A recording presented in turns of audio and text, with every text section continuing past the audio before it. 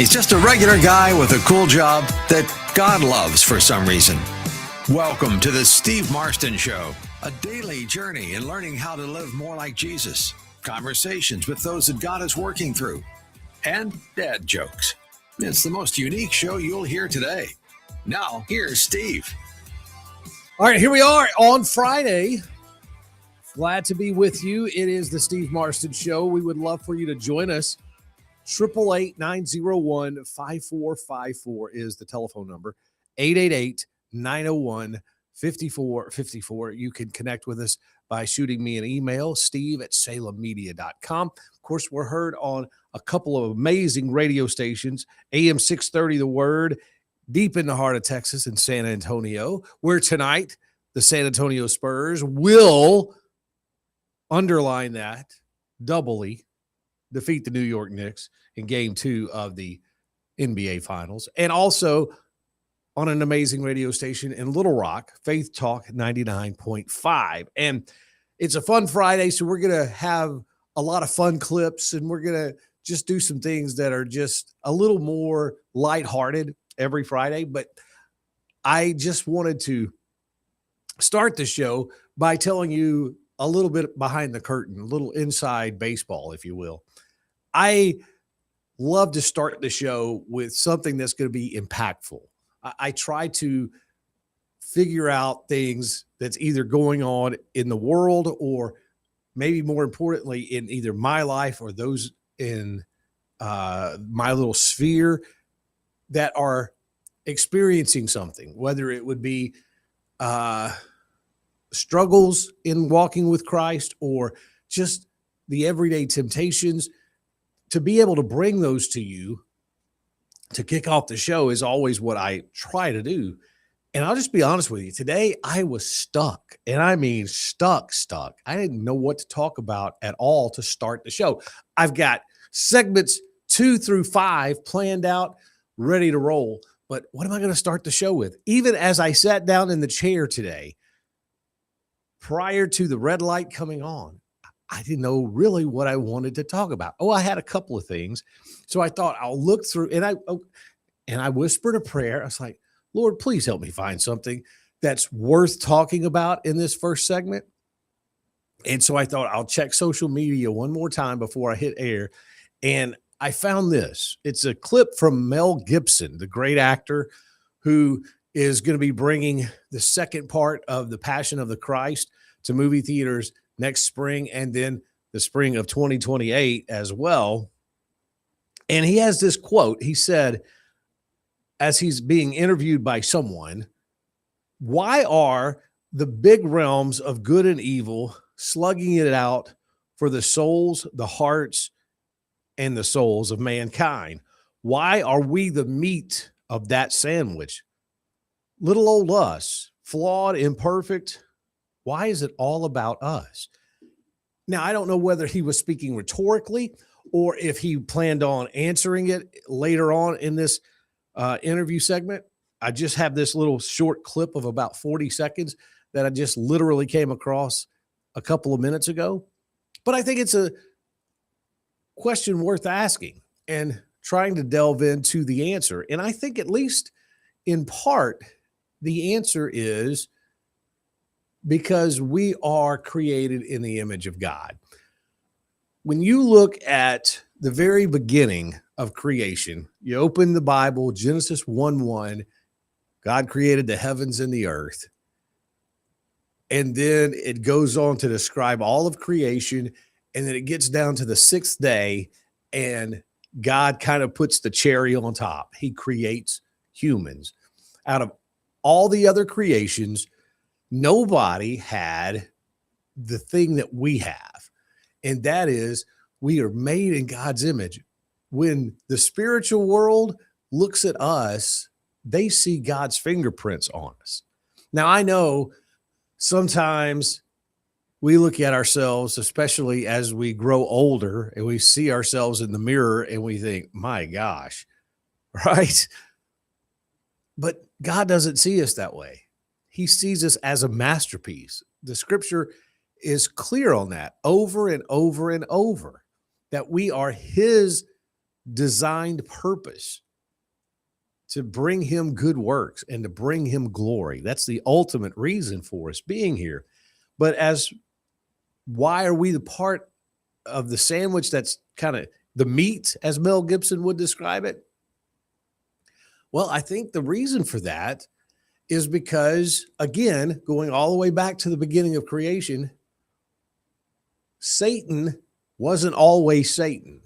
I mean, he was a created being as well. And he was, the Bible talks about an angel of light.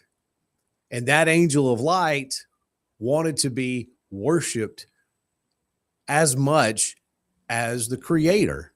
Now, he realized there's no way to replace the creator, but to be alongside, that's what he wanted. And his rebellion got him kicked out of heaven. And where did he land?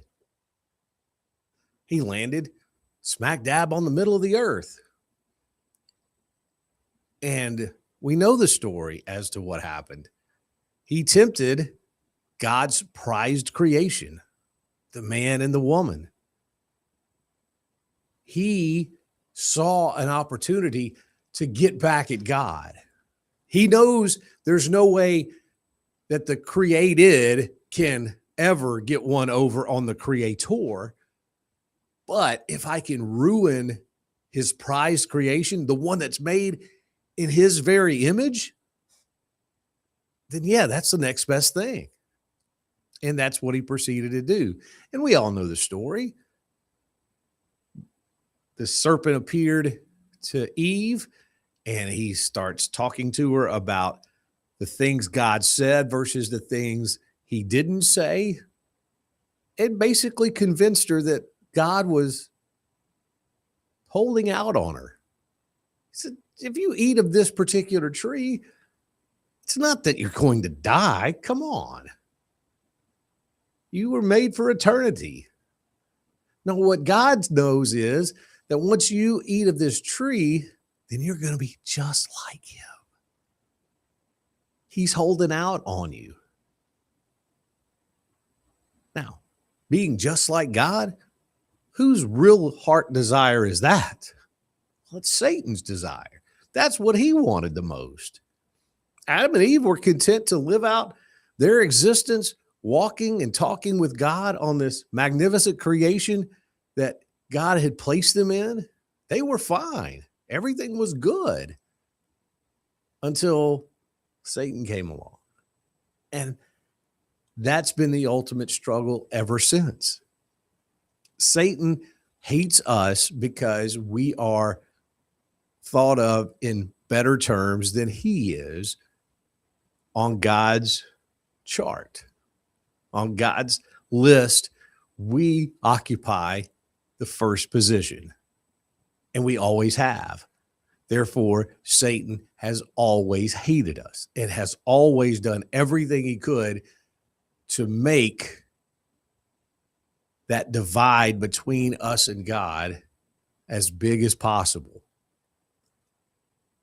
That's why, out of all creation, out of everything that was ever made by our amazingly creative Heavenly Father, we are it. We are the prime number one apple of his eye. So whenever you start to feel that temptation, whenever you start to feel that pull of being cast away from God, drifting away, just know that it's all because Satan is jealous and he hates us. And he's trying to do everything he can to stop us from being where we're at. And that is in God's first position. Just think about that. More coming up. The Steve Marston Show on a Friday rolls on after this.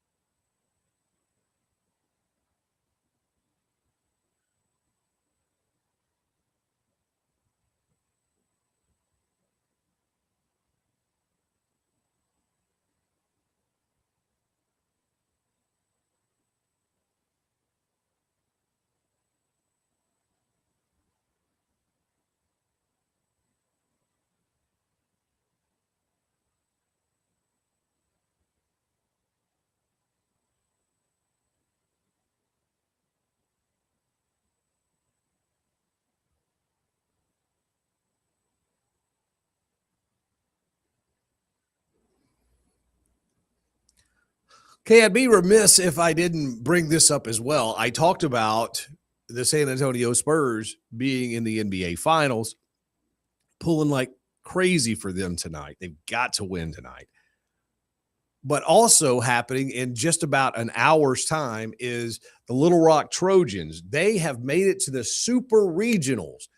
That's one step away from the College World Series. There are 16 teams left, and Little Rock is one of them. They're going to be playing Troy, and the first team to win 2 games this weekend goes to Omaha. So my alma mater is playing for a chance to go to the College World Series. So I'm super stoked about that as well. So go Trojans. We're all pulling for you here on the Steve Marston Show as well. It's a fun Friday, and that means we like to do some fun, creative things and bring you some more lighthearted stuff that we come across from time to time. And this guy is actually going to be a guest on our show next week. His name is Nick Peterson. You may remember him from some like reality shows, but he's an outspoken Christian, and he's an amazing content creator. I want you to watch this video.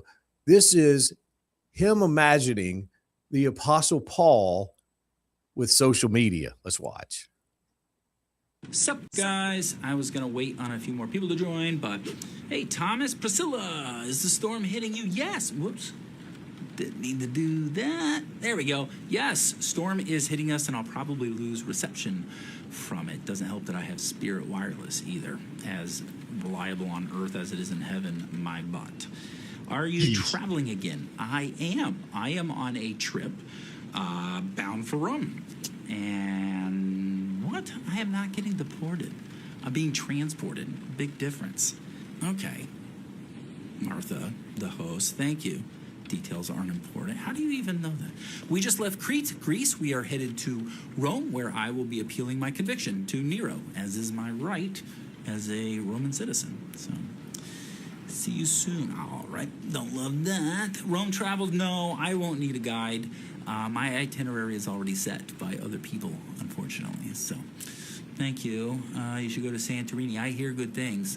I don't know that we'll have time this trip. Have you been to the beach clubs in Mykonos? Okay, so I think there's some confusion. My trips are more mission-based and less sightseeing and partying. I'm preaching Christ, not pounding Cristal. So this trip is a little different, though, as Martha so kindly continues to point out. Bro, why you arrested? I thought you make lawn chair. Okay, so it's tents. I'm a tent maker, actually. Thank you, but I'll just be under house arrest when we get there, so it's all good. I know some of you have been asking about my tents, though, so click the link in my bio if you want one, and use code BetterCallPaul for free shipping. I make them all by hand. Clever. From animal skins, so thank you, Uncle Festus. Dude spends more time in a cell than a nucleus. You are not wrong, but Jesus said, blessed are you when people persecute you because of me. Rejoice and be glad. Great is your reward in heaven. Shut up, PETA. Do you have any friends? As a matter of fact, I do. I did, yeah.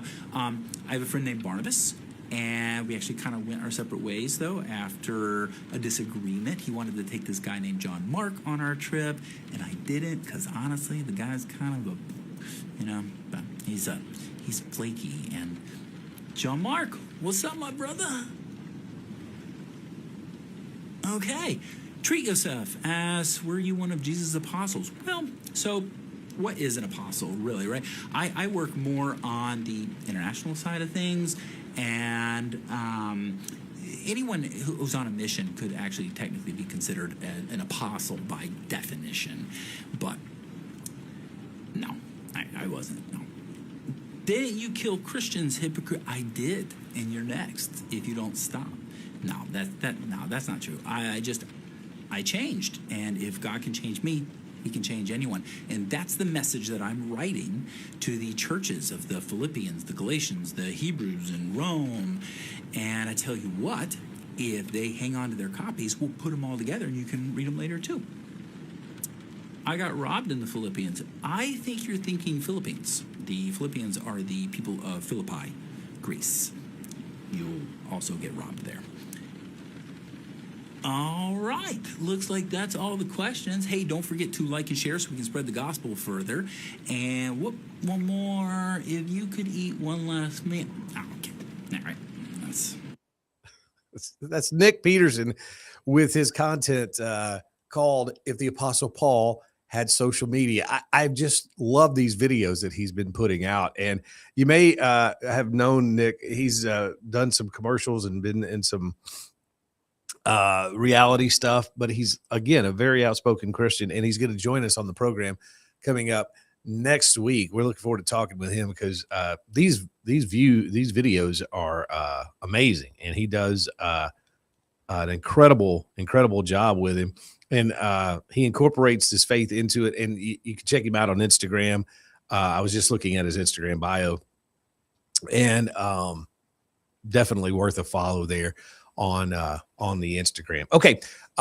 If you want to get in contact with the show today, you can call us at 888-901-5454, or you can email us, steve@salemmedia.com, steve@salemmedia.com.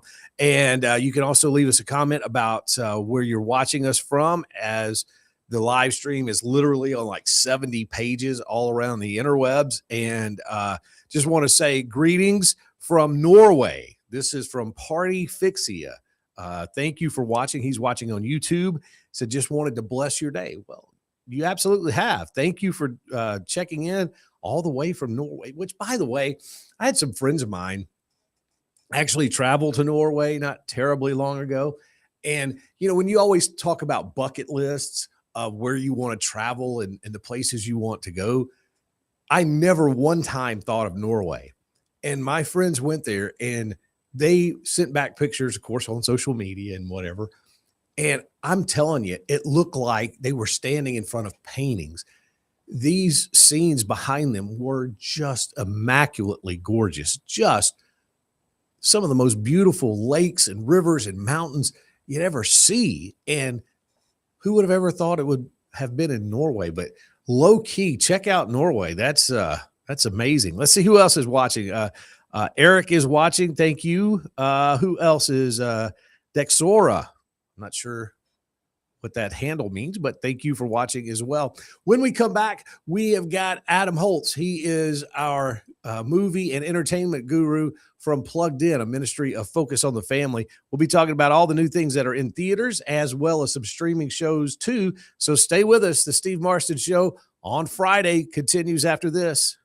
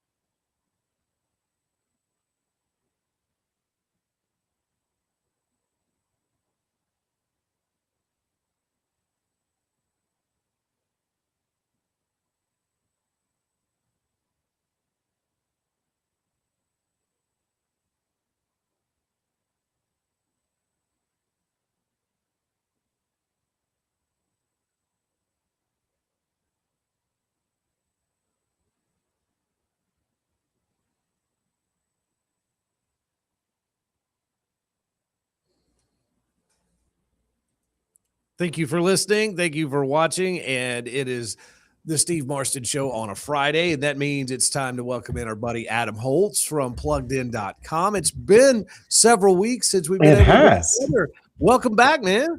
It's good to be back. Thanks for having me. I know it looks like I'm in like some sort of Matrix-like prison cell, but it's just my dining room. I need to get a picture hung up behind me, I think.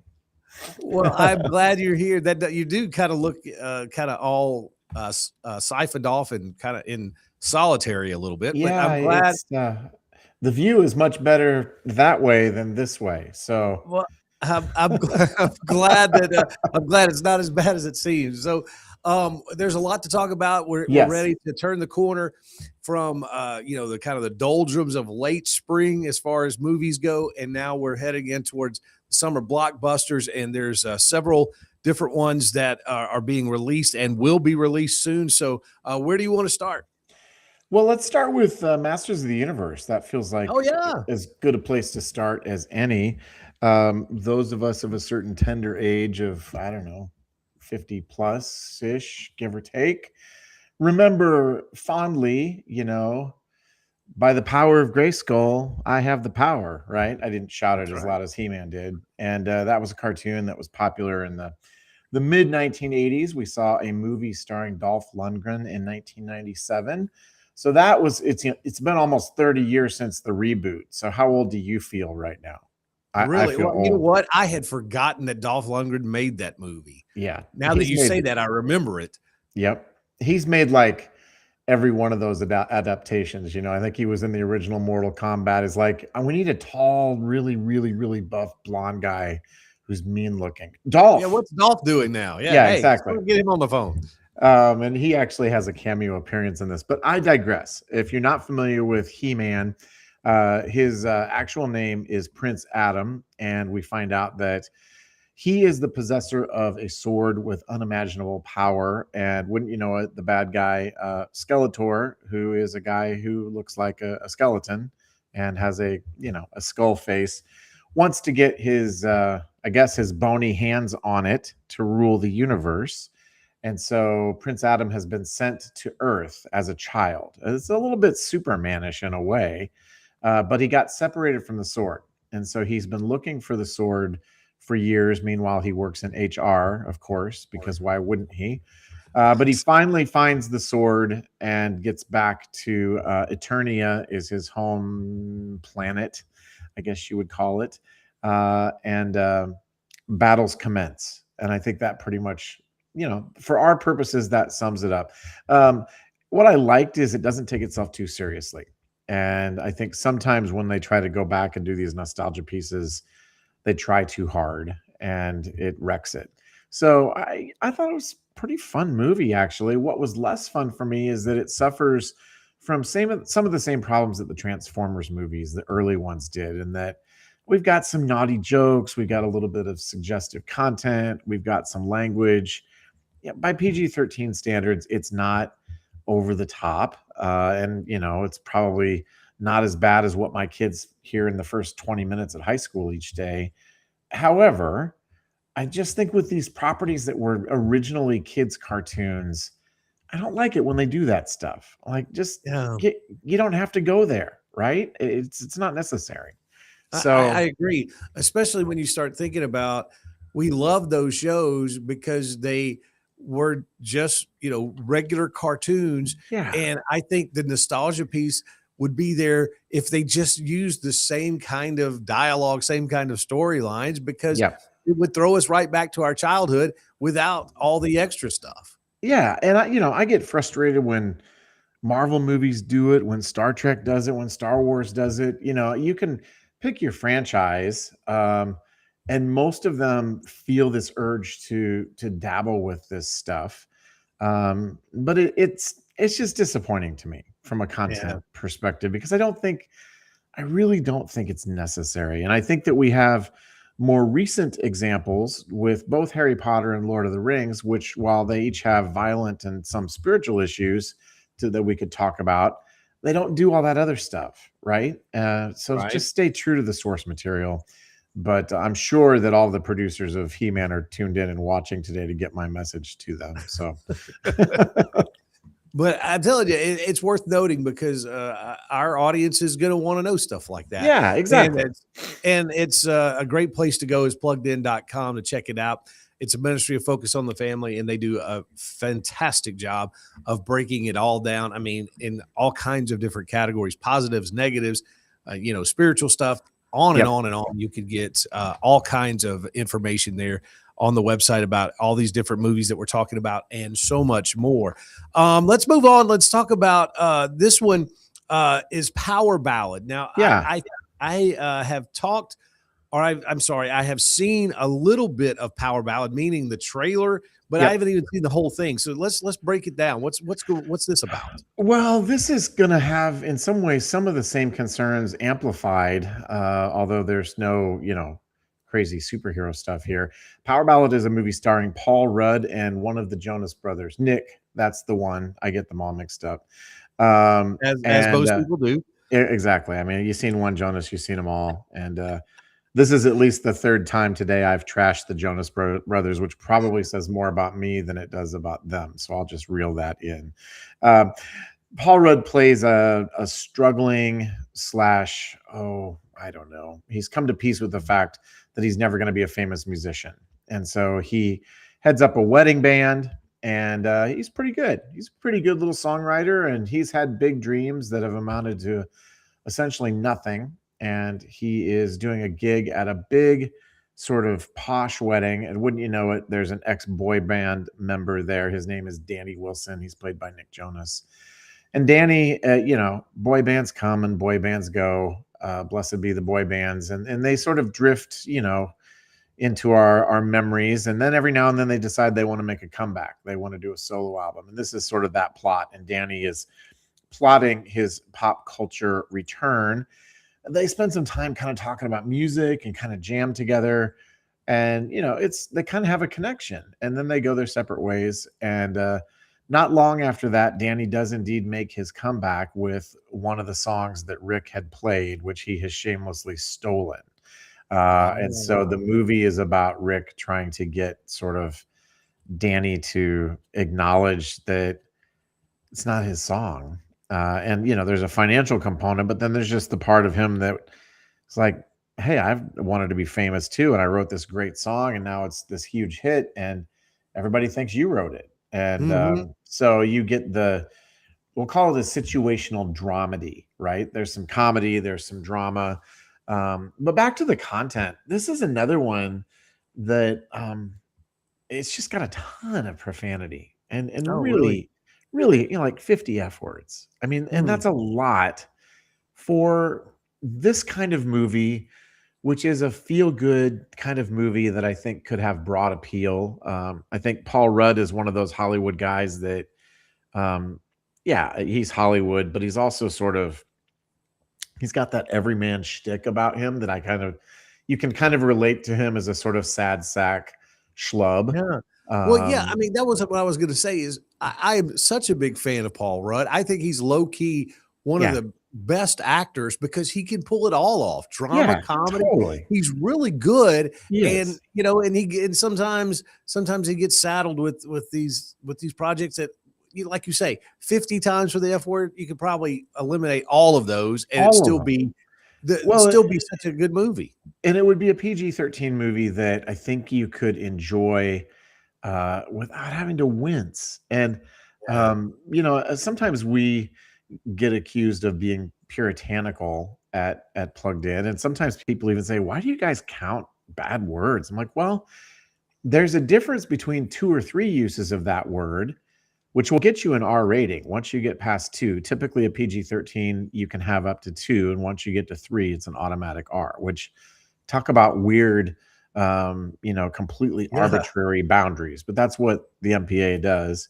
There's a difference between 2 and 50, right? And I don't know where the line is for you, but I just don't want to be assaulted by that in a movie, especially one that I think has a kind of sentimental, kind of sweet story that otherwise could have connected with a broad audience. So not a bad movie from a movie standpoint. And interesting premise, but again, the content just, it's like, oh, I wish we didn't have to go there. And the thing is, with Hollywood, there's so much research that shows that PG and PG-13 movies make tons more money than R-rated movies. And with this Yeah. one, it feels like an unforced error. So anyway, I'm sounding like a broken, angry old man record at this point, but that's my thoughts on that one.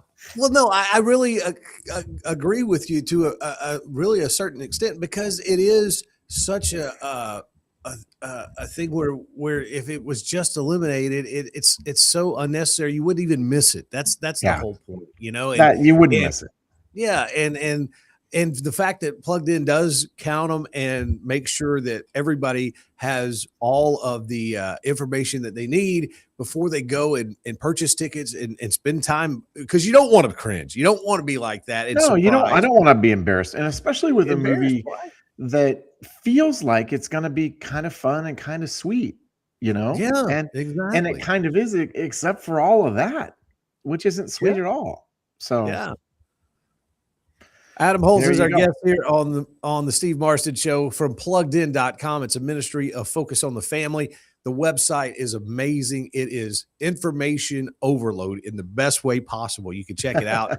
I mean it. If you don't have it bookmarked, you need to check back often, because it breaks down everything from movies to music to streaming to books to video games. It's all there, and you can help navigate your family through all these different entertainment waters that are popping up on us. Now we got time for a couple of more here. Let's Yeah. talk about Spider Noir. This was Yeah. kind of the Spider-Man universe kind of come to a series, right? Yeah. So those who are super Spider-Man fans know that there's a thing called the Spider-Verse, which is sort of like Yes. this multiverse of different Spider-Man-ish characters in various forms and shapes. And one of them that's been fairly popular in the comics is Spider-Man Noir. I'm not sure why they have shortened it to Spider Noir here. And he is a different alternate universe version of Ben Reilly, who is a character that's in the normal series too. And this time around, he is played by Nicolas Cage, which, you had me at Nicolas Cage, right? Right. Even if it's a train wreck, he's fun to watch. And he's playing sort of a hard-bitten gumshoe detective who also happens to have Spider-Man powers that he uses if he absolutely has to. But it is a totally different vibe. I think it's fairly well constructed, but at the risk of sounding like a broken record, it is TVMA, and it has a fair bit of language and a lot of pretty intense violence. And so Really? this is yet another entry this week. I guess that's our theme for this week. I should have had a bingo card out. Where I think the premise is really interesting. I love the idea of Nicolas Cage as sort of this aging, tired Spider-Man character, right? It's a Sure. cool premise. And I think Nicolas Cage kind of pulls it off.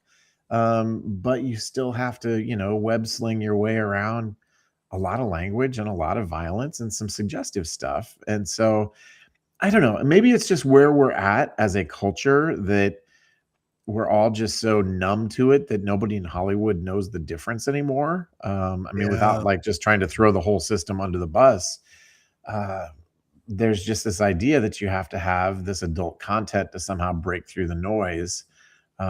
But again, it's a disappointment in that sense. Yeah. Well, that is disappointing, because that does sound like so much fun. Even though it's actually a lot of fun. I'm not going to Yeah. lie. Yeah. So now, before we wrap up, I want to talk about one I know is not family friendly. So this fits right into everything Yes, we've been talking about today. Bingo. But it's the Duttons. This is the spinoff of Yellowstone. I know a lot of people have been Yep. waiting for this episode. I think the first episodes have already dropped on Yeah. streaming on Paramount Plus. Yep. But talk a little bit about the Duttons and how bad is it? Well, if you've seen Yellowstone or Marshall's, the other, spinoff, you know what to expect here. It's TVMA. We get a lot of language, quite a bit of sensuality that stops short of being totally explicit, but definitely very suggestive. And the Duttons are a family that have moved from their ranch. Beth and Rip have moved from Montana to Texas. But I mean, I grew up in a farming family, and I don't remember us ever having fist fights and shooting at other landlords and that sort of thing. Like, Right. yeah, that never happened. And so here we have conflict. Like this feels like latter day Dallas. I mean, that's what it Yeah. reminds me of. Well, I remember it back in the really, day, you I know. remember exactly when Yellowstone first debuted, and even though it's, a kind of a different premise, it did to me felt a lot like Dallas, an updated Yeah, version of Dallas, and it had those kind of that soap opera drama, of course, yeah, kind of just on steroids for this new market, this day and yeah. age. So I think if you have watched and enjoyed Yellowstone, I don't think there's anything here that is going to catch you off guard. Yeah, TVMA, this is not a show for children. absolutely. That Unless is they right. grew up on a really mean ranch, and then maybe it's fine. I don't know. But yeah, there you go. That Well, is Adam Dutton Holtz, Ranch. yeah, it's always a pleasure to have you on, my friend, and to be able to talk about these movies and entertainment choices. Tell a little bit real quick. We got about 30 seconds Okay. about where people can get connected. Yeah, come to pluggedin.com. We're a ministry of Focus on the Family. We review movies, TV, video games, books, YouTube channels, technology, music. We want to help you and your family, equip you, and encourage you, because all of those things in our world today can feel a little bit overwhelming sometimes. Absolutely. Adam, thanks so much. We'll get back together again next week. Okay. Sounds great, Steve. Thanks so much. All right. That's Adam Holtz, everybody. And we will have more of the Steve Marston Show coming up.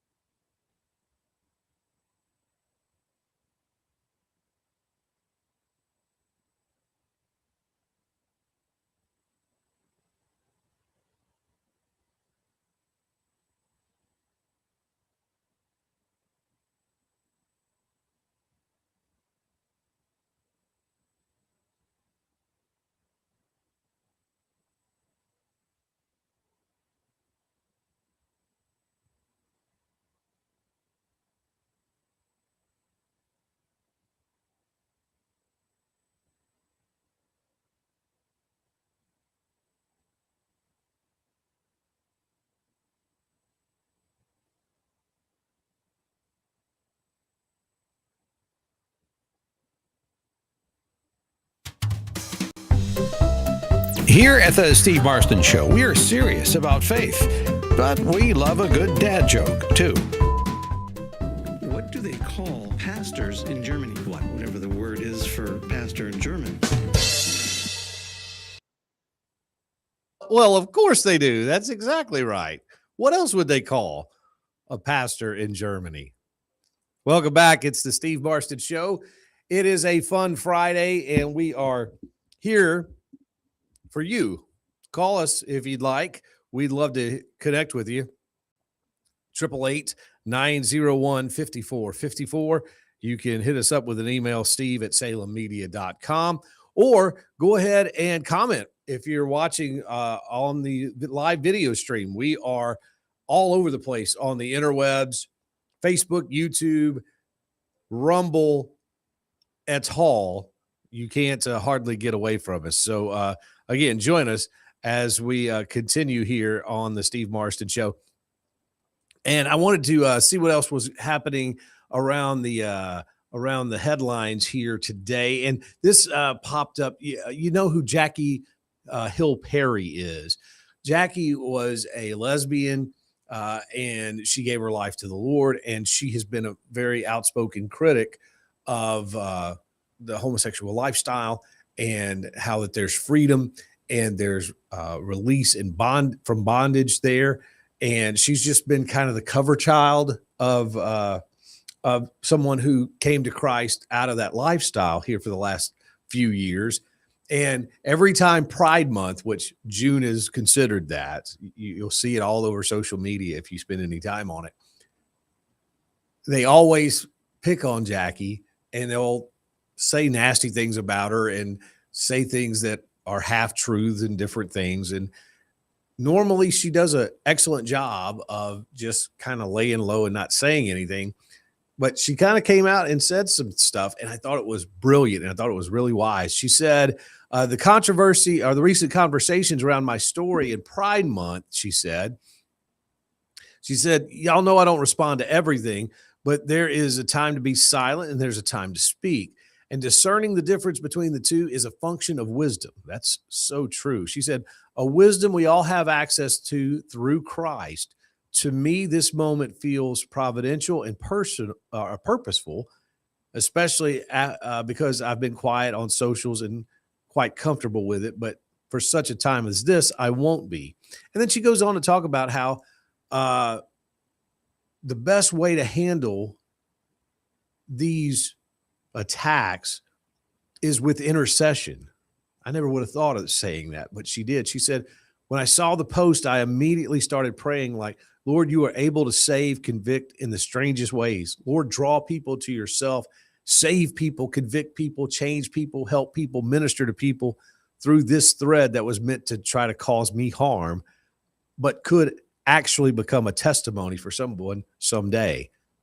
Isn't that a brilliant way to look at that? I just love that. Thankful for her witness, thankful for her testimony in that area, and fighting back with prayer. See, it works. It's good stuff. And speaking of Pride Month, we always like to review the Babylon Bee here on the Steve Marston program. We like to go through and just see what their latest headlines and articles are. And today's is no real different. This one happens to do with Pride Month as well. Here's 12 Bible passages that celebrate Pride Month. It says it's Pride Month again, making this the perfect time of year to see what inspirational passages can be found in God's word pertaining to the subject. So kick your pride up a notch and pass these comforting verses on to the gays in your life.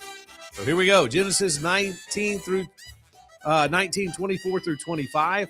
The Lord rained down on Sodom and Gomorrah sulfur and fire from the Lord out of heaven. He overthrew the cities and all the valley and the inhabitants of the cities and what grew on the ground. That's encouraging. How about Leviticus 18:22? You shall not lie with a male as with a woman. It's an abomination. Leviticus 20:13. If a man lies with a woman, both of them have committed an abomination. Or if a man lies with a man as with a woman, They both have committed abomination. They shall surely be put to death, and their blood is upon them.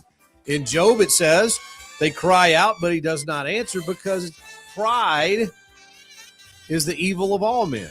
In Proverbs, it says, the fear of the Lord is the hatred of evil. Pride and arrogance and the way of evil and perverted speech I hate. Again from Proverbs, pride goes before destruction. In Daniel, he says, Nebuchadnezzar said that I would praise and extol and honor the King of heaven, for all of his works are right and just. Those who walk in pride is able to be humble. There you go. Here's one from Romans. And men likewise gave up the natural relations with women and were consumed with passion for one another. Men committing shameless acts with men, receiving in themselves due penalty for their error. Continuing on with these encouraging pride passages from the Bible, according to the Babylon Bee. In 1 Corinthians, it says, do you not know that the unrighteous will not inherit the kingdom of God? Don't be deceived, neither the sexually immoral, nor idolaters, nor adulterers, nor men who practice homosexuality, nor thieves, nor greedy, nor drunkards, nor revilers, nor swindlers will inherit the kingdom of God. James says, but he gives more grace. Therefore, God opposes the proud and gives grace to the humble. In Jude, the very small little book right there at the end of the Bible, Jude says, just as Sodom and Gomorrah and the surrounding cities, which likewise indulged in sexual immorality and pursued an unnatural desire, serves as an example, I should say, by undergoing a punishment of eternal fire. And then finally, number 12, on the Babylon Bee's 12 inspiring Bible passages about pride. 1 John chapter 2, verses 16 through 17 says, for all that is in the world, the desires of the flesh and the desires of the eyes and the pride of life is not from the Father, but from this world. And this world is passing away along with its desires, but whoever does the will of God will abide forever. B wraps up saying it's truly heartwarming, so be sure to hug a gay and share one of these inspiring verses with them today. There you go. It's the Babylon Bees, 12 inspiring Bible passages for Pride Month here on the Steve Marston Show.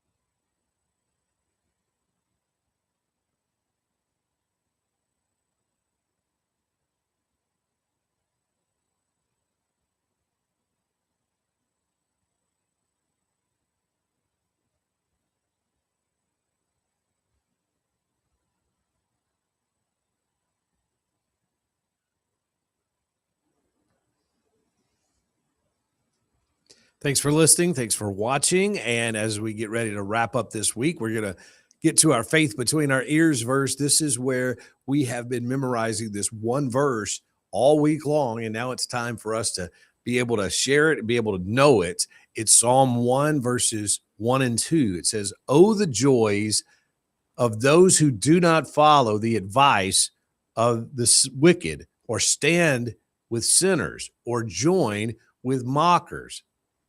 But they delight in the law of the Lord, which they meditate on day and night." That is our memory verse for this week. It's faith between your ears, so that it kind of counterbalances all the other voices that will be talking to you. We can't live by what we feel, but what God's word says, right? So that's why we need to memorize these verses. We'll have another verse to memorize starting Monday next week with Faith Between Your Ears here on the Steve Marston Show. And every day we like to finish up by sending you home with a smile on your face and a good feeling. And this video really sets that in a lot of ways, because we always talk about suffering and why does that happen? You know, the whole question of why does good things happen to bad people? I want you to listen to this video from an apologist named John Lennox. He is amazing. If you don't know his work, be sure and Google him for an amazing blessing. Here he is answering that particular question. Watch this. So how is creating a soul that you know is doomed an act of love? Well, it isn't. I don't go for that determinism. I remember hearing that when I was 18. Yes, the world is very splendid, but it also has in it insects whose whole life cycle is to burrow into the eyes of children and make them blind. They eat outwards from the eyes. Why? Yeah, terrible. And thinking, okay, so if God's all-knowing, he knew that that baby was going to have its eye eaten out by a parasite before the baby was born, but allowed the baby to be born anyway. With my moral compass, I would have intervened. Where is the flaw in that? I think there can be a misunderstanding, but it's a very understandable one, because I feel exactly the weight of that as well. Is there any evidence anywhere that you can trust God? And the major piece of evidence, to my mind, is the cross of Christ. If Christ really is God, whom he claimed to be, this is God's suffering. And why is God suffering? Well, it certainly tells me that he hasn't remained distant from human suffering, but has himself become part of it. Once you remove God, that child, there's no hope for it. It's dead, gone, out, nothing. But suppose God can compensate that child. That changes everything for me. If there is another world and there is a loving God, then I suspect, I can't prove this to you, but when we one day see and enter that world and see what God has done with the kind of child you mentioned, we'll have no more questions. So you think he's compensated that child? Oh, yes. We analyze problems like this and say, well, God, if I had been you, I would have done that. Such good stuff from John Lennox. Again, if you're not familiar with him, you need to get familiar with him. That wraps it up for not only today, but for the week as well. Thanks to Adam Holtz for joining us from PluggedIn.com. Be in church on Sunday. We'll be back Monday at 3 o'clock. Hope you will be too.